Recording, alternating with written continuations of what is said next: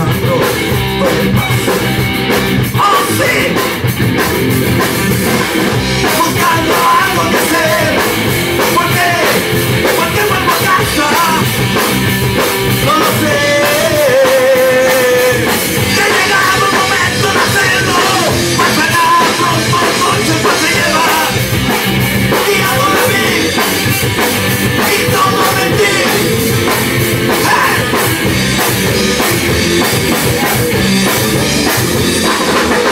Yo me daño para empezar. Y yo me daño para empezar. Y una escalera. Y no se quiere. Hasta final. Y arriba ves un cielo gris. Y abajo una laguna de hombre. Con la luna nube. Ya no puedo pensar. Alguna vez en este momento. Cuando el agua del charco se haya consumido el rayo de luz.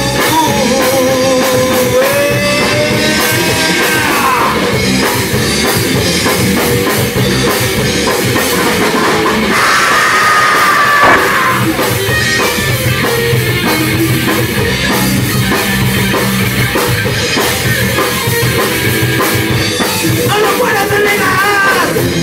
Sé que has pensado en este momento. Y si es verdad vivido, no solo has perdido lo que pone de más.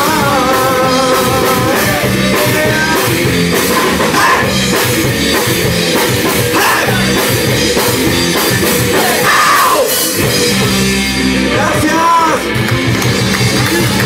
Buenas noches. Gracias a todos. Somos Revolver. Erick, muchas gracias. Oye, fuerte el aplauso, compadre Revolver, que quiso estar el día de hoy con nosotros.